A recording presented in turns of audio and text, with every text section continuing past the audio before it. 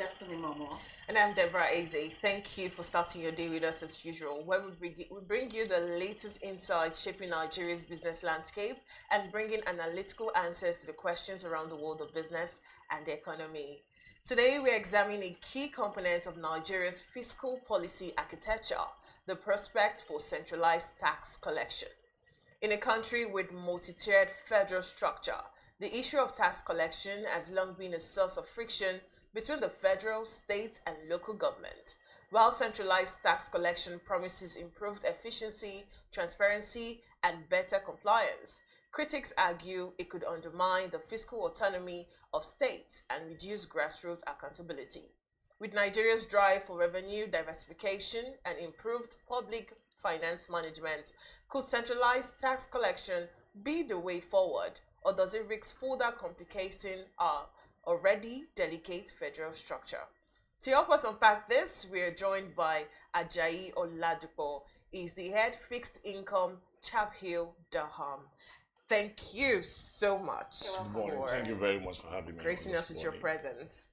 All right, so let's go straight into it.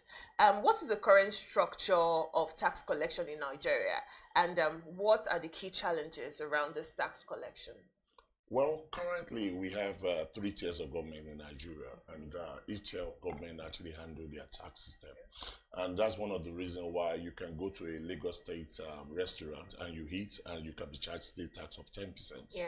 Aside the VAT. What? Oh, the VAT is, I know VAT is 7.5. Yeah. So they still charge us 10%. Yeah, so wow. when you go to some of these big restaurants, you are charged an additional 10%. And so it means that the method that we're actually operating at that particular point in time is more like a decentralized system. And it's not only even in terms of government, even within the federal government as well.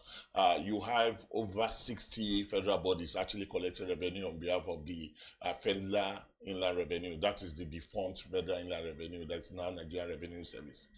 So that's one of the reasons why you get to a port to clear goods and it's custom that's actually collecting revenue. And that's not supposed to be, that's not the responsibility, it's not their core mandate.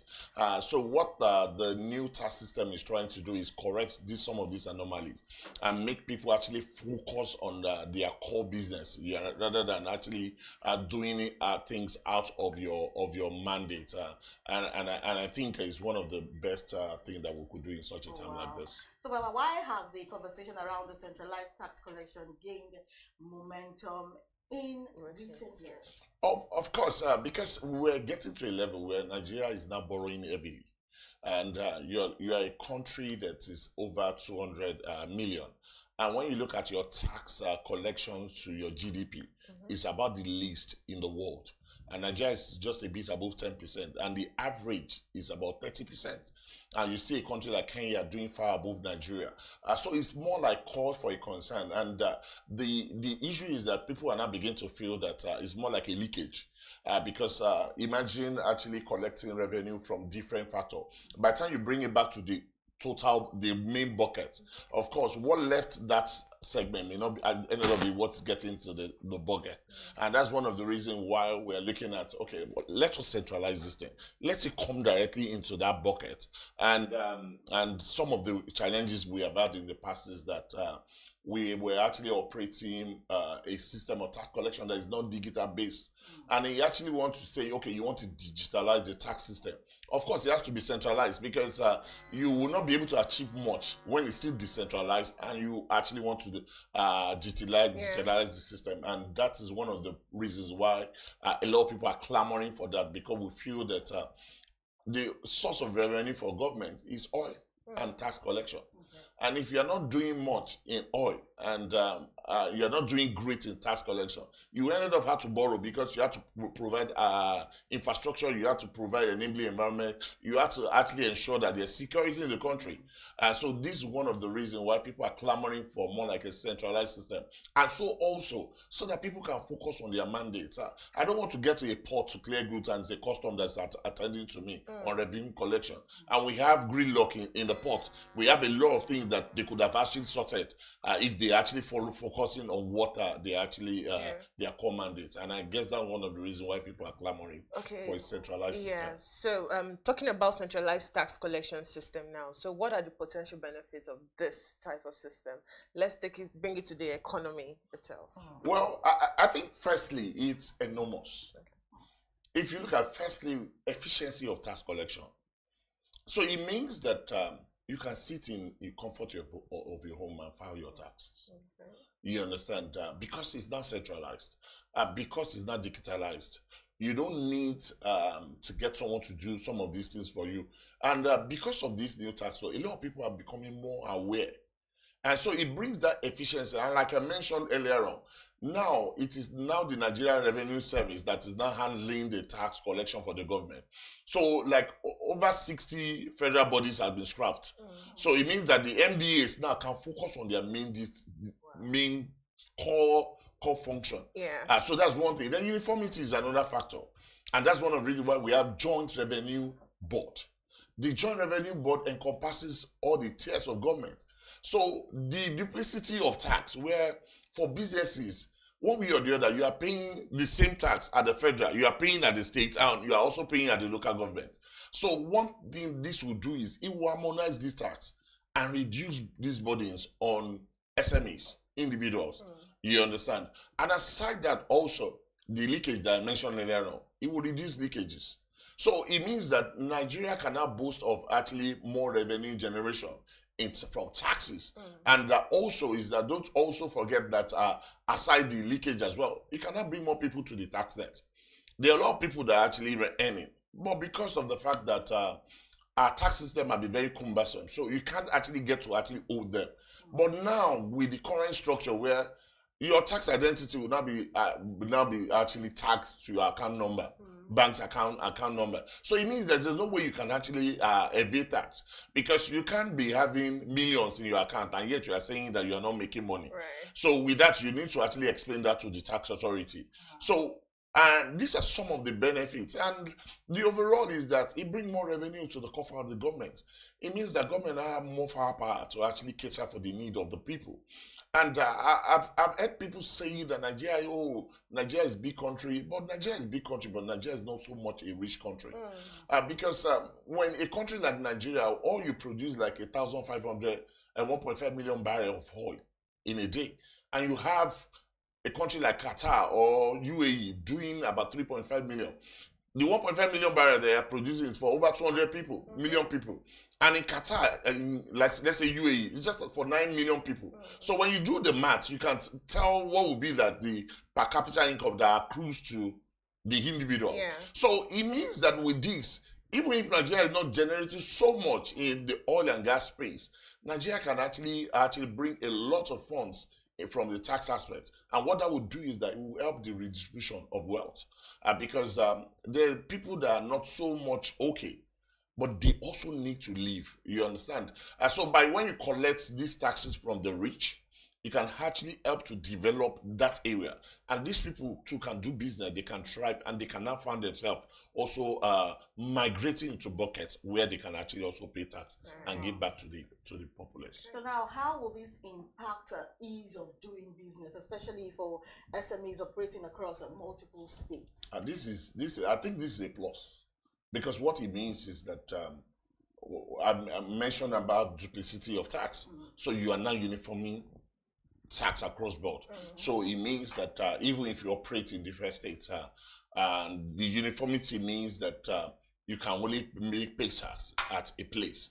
And also what it also means to you is that the aspect where you pay different kind of taxes is no more there. And when the federal government actually set up this committee, and I think that's one of the boldest steps they have taken. And when the committee look at this, they found that Nigerians are paying over 200 type of taxes. Wow. And how do you expect businesses to thrive in this area? Sometimes we look at the informal sector, we say, we are not taxing the informal sector. But these people, they get to the market, they have to pay for tickets. They pay for this, they pay for that. You see the transport guys at every bus stop, they give them tickets, they pay for this, they put a marker on their buses. These are form of taxes on people. So what the committee did was to actually streamline and condense the whole of these taxes to just about 8. So the end goal is to reduce the burden. They've come to understand that you're paying this tax, but you pay it on the federal level, but you're also paying at the state level. So why let us harmonize these things? And the good thing about this is that whatever tax that government generates at the federal level is also being shared to the states and the local government. Because how you get to account for the fact is the income from tax generations, from also the revenue from oil and gas, that's what goes into that bucket. And that is what is shared in that ratio of 52% to the federal, and then the balance go to the states and the local government. So why will I be taxed twice when what you are also going to benefit from the federal government, you're also doing that to actually generate internal revenue generation? And I think the main load will not be on the states now to look beyond using tax as a form of internal generated revenue. Because in a situation whereby you have been taxing people aggressively, the same tax that they are paid at the federal level, they are paying at the state level, then it means that the state now needs to start thinking out of the box to see how they actually do something around that. So one of the major arguments against tax collection, centralized tax collection, let me read it. It's its potential to undermine fiscal federalism. Now, what's your take on that? Do you agree? I don't think so. And why I don't think so is that this.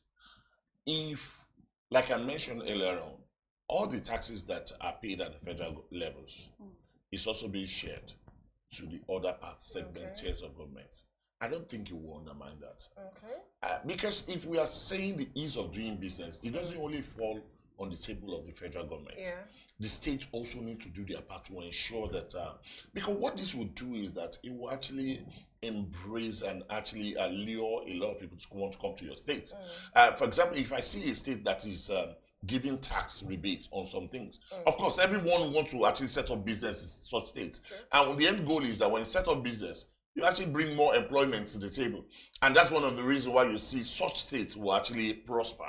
So I don't want to look at it from that angle. I would rather say that we should look at it from the angle of the goal congruence, overall view. You look at it from overall view.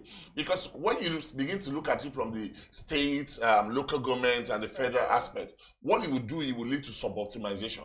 And at the end of the day, we ended up not achieving anything. But when we look at it from the overall goal, because also the taxes that are actually taxed at the federal level, it's also still being shared across the 3 tiers of government. So we just need to actually look at it that how best can we do this thing without undermining the state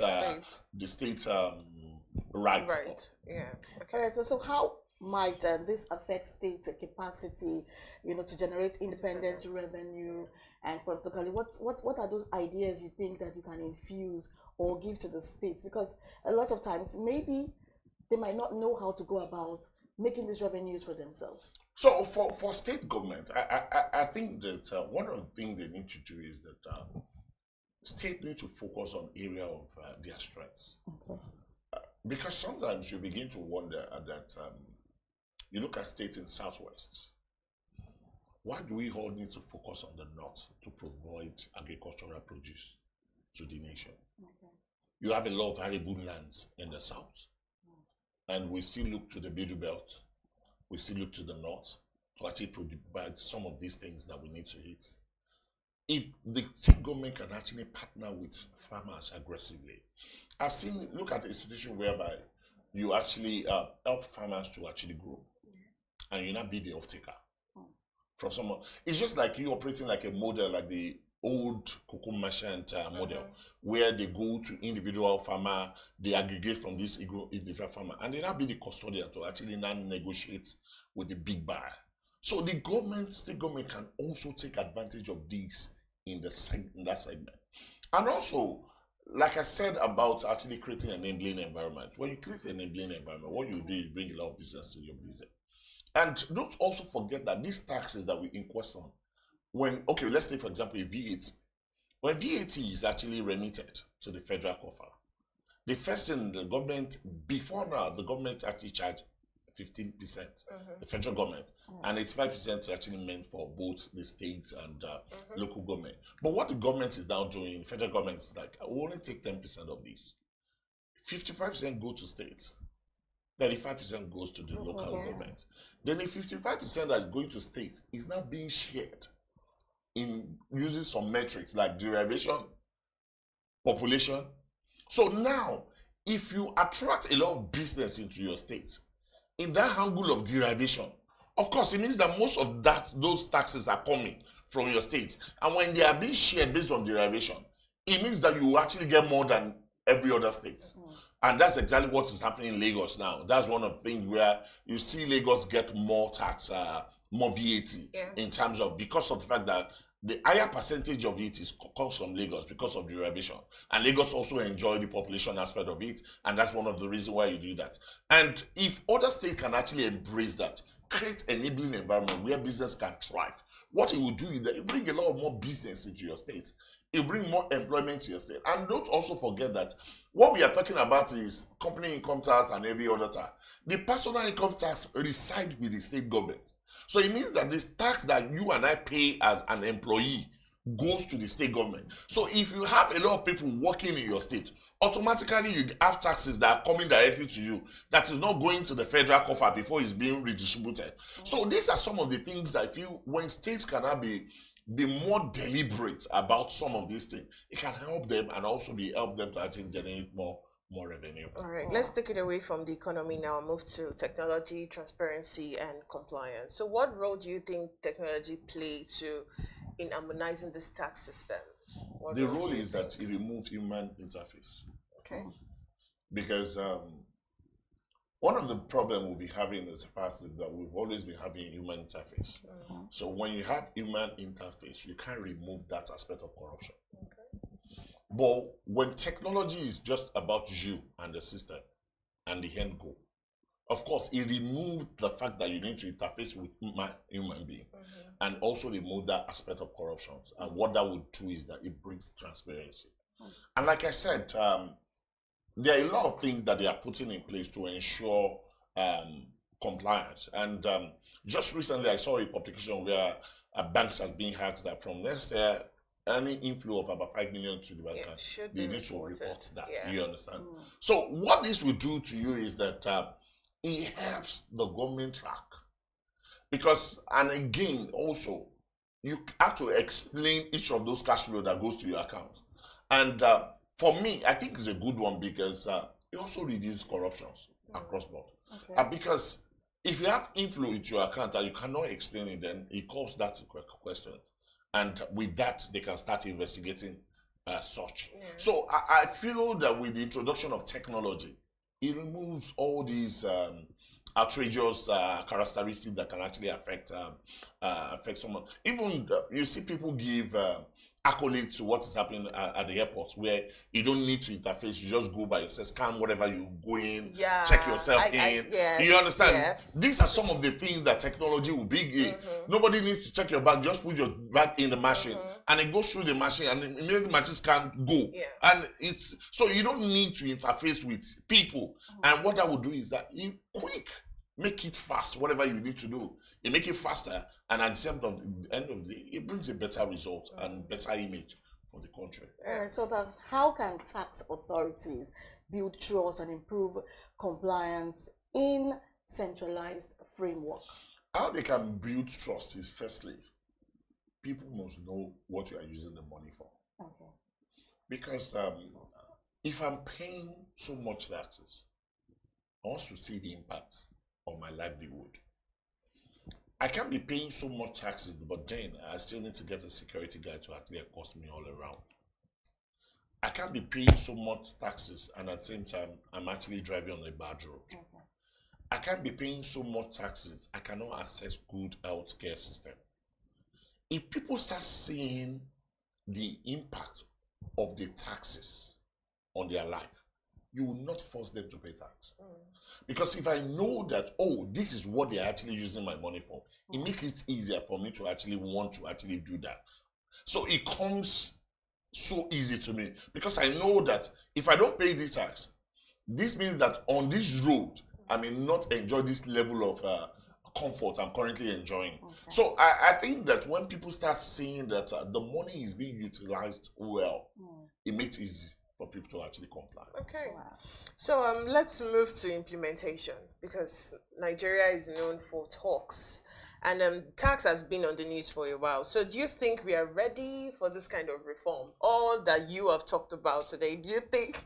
I think this side, I think the answer is in the side already. I think we are more than ready. You're more than ready. Let me explain the reason why I said that. In a normal Nigeria, it would take decades for that tax law to pass. Okay. For us to be able to actually pass this law within that short period of time, within a year, of course, we had the back and forth. But they understand that, okay, there has to be a give and take. Okay. Let's all sit on the table. This thing has to work. Let's now look at what do we need to do to make it work. And the tax authority has mentioned that they are going to kickstart effective January 2026.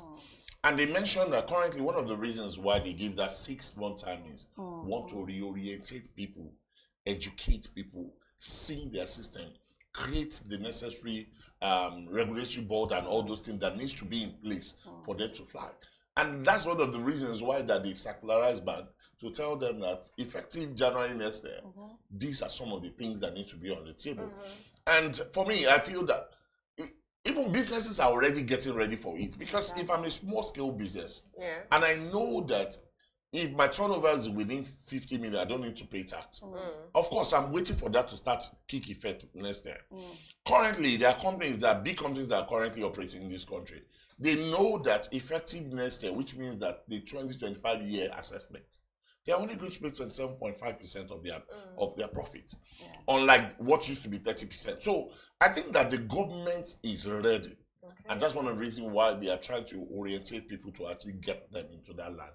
And I'm sure it's going to be a great one, effective January next year. All right. So before we continue with more questions, we'll go on a short break. You're still watching Business Morning and BusinessDay TV. We'll be right back. Stay with us. Hey, welcome back to Business Morning on BusinessDay Television. We are still talking to Mr. Ladipo. Thank you for still being with us on the show. Now, very quickly, what lessons can Nigerians draw from countries that have successfully implemented centralized tax systems? Well, what we can draw from it is the fact that it has accountability and transparency. And not only that, it ended up actually leading to higher level of revenue generation on the part of the government. And I think that's one of the reasons why this current government is trying to actually ensure that they actually implement this in good time. Because what it would do is that there are a lot of people that are actually outside the tax net. And what they are trying to do is not to increase the burden on existing taxpayer, but also to actually get to bring those that are actually outside the tax net, that are not actually paying tax, and bring them into the tax bucket. And when you look at the tax law in itself, I think it's a plus, because when you look at the SMEs business, and they are actually one way or the other exempted from tax. So even if you're earning 800K per annum, you're also actually exempted from tax. And also, and even the companies, the big companies also have their own benefit as well. So what they are trying to do is that we're not increasing the burden on the existing taxpayer. Rather, we're even reducing the burden, because we know that there are a lot of them out there that we've not been able to actually bring to the tax bucket. So as we are bringing them to the tax bucket, we know very well that revenue will go up and the burden on the existing taxpayer will actually reduce. And these are some of the things that they've learned from other nations that's actually adopted this, and the impact. You look at a country like United Kingdom. The United Kingdom does not have any natural resources that they actually rely on. They rely on a tax-driven economy, and they actually be flourishing. We are not near them in terms of development. And one of the ways that they have been able to do that is the organization of their tax payment system. So you know by yourself how much you need to pay for tax. And you also understand all those allowances. So people are more aware of the tax system, and that's why you see someone in like a country like United States knows that, oh, I've not filed my tax for the year. So these are some of the things that will now become more like the line also in Nigeria. People know that you need to file your tax for the year, and you know that there are benefits that actually accrues to you for doing that, and there are also penalties for not doing that in good time. So I think it's actually a very good one. That's one of the reasons why we are towing the line. So talking about that, people that have not been included in the tax system, how about the Chinese nationals and a lot of people? You find them in the north doing mining, and a lot of times there's still a lot of corruption underneath this mining, so to speak, because you find out that some people actually die in the course of mining. You see people being buried under. I'm talking about Nigerian citizens working for this Chinese. Are these people being taxed? So for that segment of the market, and the first thing is that before you can actually embark on that, you must have a mining license. And now the government has actually redefined the mining sector with the Minister of Mining, and what they did was to actually ensure that they restructure some of the, like they actually recall some of these licenses because they want to actually ascertain who are these miners. And like we know, one of the problems that we are seeing in the Northwest, the bandits and all these crises also spur for some of these things. As we speak currently, with the new tax system, it will help them to actually regime things in that aspect. Don't also forget that I said that revenue is not being collected by MDAs now. Revenue will now be collected centrally. So if the mining board or whatever is saying that, oh, they've been generating revenue from that segment of the economy. Now the issue is that we now go there by ourselves to actually receive the revenue. So it's not you collecting it on behalf of the government anymore. It's now the Nigerian Revenue Service that would have be in charge of this revenue collection. And with that, it's easy for you to now account for that. But when you look at what has happened in the past 2 years, when you even look at GDP, the contribution of mining sectors has actually increased from where it used to be, and it's one of more like a developing sector in Nigeria. And I feel that as much as we are pushing our eyes into the gas and oil and gas sector as well, we need to not take our eyes off of what is happening in the mining sector. I think it's one of the great sector that can actually help Nigeria develop very fast. All right, so finally, we understand now that you're of the opinion that centralized tax collection is the way to go in Nigeria. So what other methods do you think we can actually adopt? Let's just spread our baskets. Centralized system. Yeah. Centralized system. Centralized system. I like that. Thank you so much, Mr. Oladipo. It was really good to have you on the show this morning. Thank you very much for having me this morning. All right, that's the much we can take on Business Morning this morning. Up next is Big Story. My name is Deborah Eze. And I'm Destiny Momo. Keep watching BusinessDay TV.